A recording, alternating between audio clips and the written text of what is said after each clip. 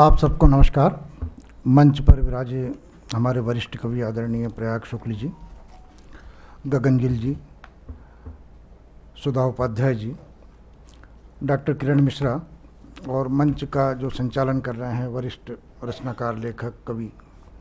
आपकी खासियत यह है निश्चल जी की कि मंची कवियों पर भी उतने ही अधिकार से बोल सकते हैं जितने किसी अशोक वाजपेयी जी पर बोल सकते हैं या राजेंद्र यादव जी पर बोल सकते हैं। इतना इस तरह के व्यक्तित्व हिंदी साहित्य में बहुत कम हैं। मनुष्य में भेद करना वे काम है।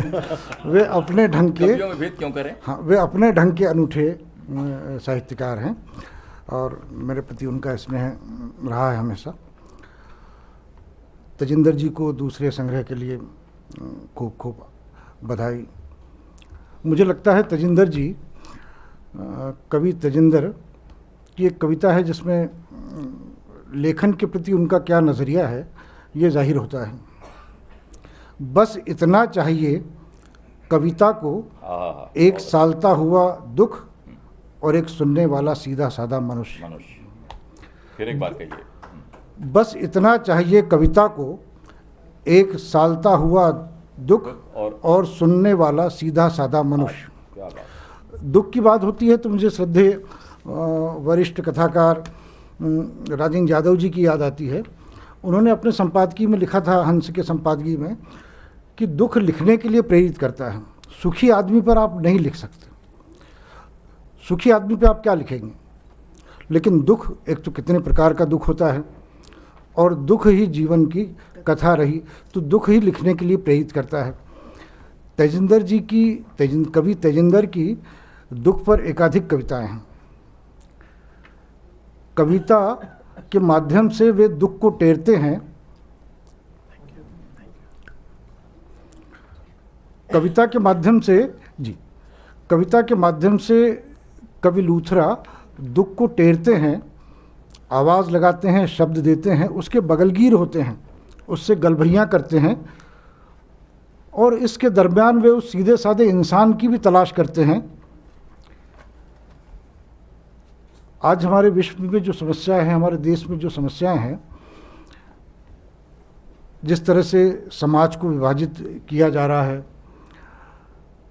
भाषा के नाम पर, धर्म के नाम पर, वे सारी समस्याएं पढ़े लिखे, चतुर, धूर्त और कपटी लोगों के कारण इस समाज में है।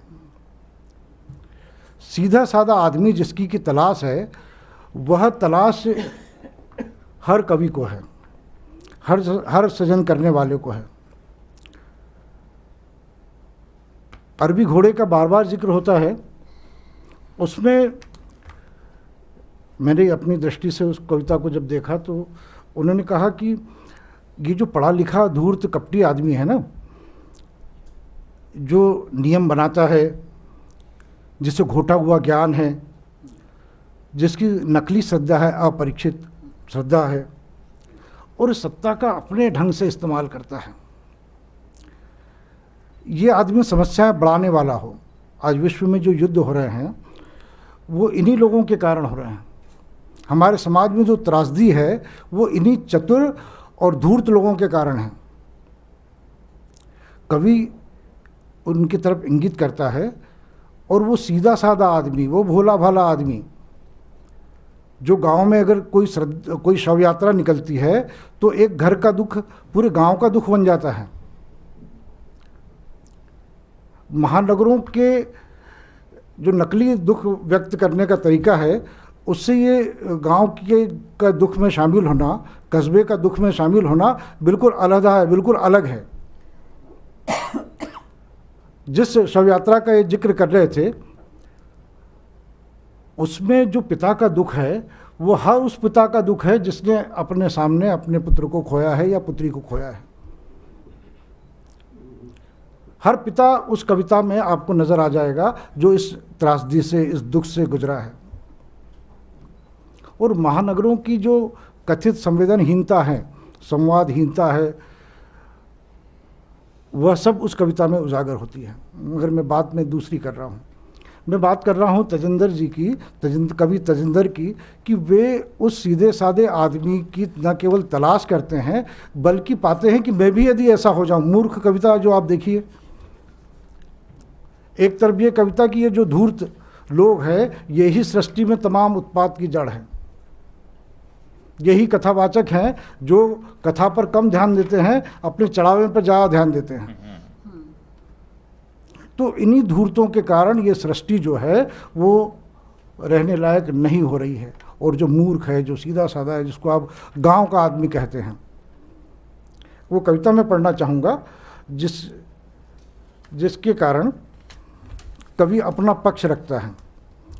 वह है, कविता का शीर्षक है मूर्ख। वैसे सीधा साधा है ये जो मूर्ख कविता है। मेरे एक बड़े अच्छे दोस्त हैं मनु, वो सिंगापुर में रहते हैं, उनको बहुत पसंद है। जी जी। अच्छा। ये कविता बहुत सारी बातें कहती हैं और इसकी रेंज बहुत व्यापक है। पढ़ें। कब तक रहूँगा उत्सुक में और कब तक संशय में, कितना खोजूंगा नित नई बातें, नित नए नाम। अब ये नित नई बातें, नित नए नियम, ये अब उससे जोड़ के देखिए अरबी घोड़े से। और वहाँ चाहता है कि नियम को मैं नियम तोड़ दूँ और छद्मता को, जो छद्म आवरण है आपके अभिजात्य का, उसको उजागर कर दूँ। ये चीज़ें वहाँ भी जुड़ती है। और वो तलाश जो है सीधे साधे आदमी की, जहाँ कभी कहता है कि मुझे चाहिए एक सालता हुआ दुख और एक सीधा साधा आदमी जो मुझे मेरे दुख को सुन सके। कब तक रहूँगा उत्सुक में और कब तक संशय में, कितना खोजूंगा नित नई बातें, नित नए नाम। कब होकर स्थिर और अनुत्सुक कहूँगा कब, नहीं है जानना कुछ, बचा है तो बचा रहे, कितना भी असीम महान ज्ञान। कब होऊंगा शांत, लौटूंगा घर, सिर झुकाकर स्वीकार कर अज्ञानता और रहकर मूर्ख।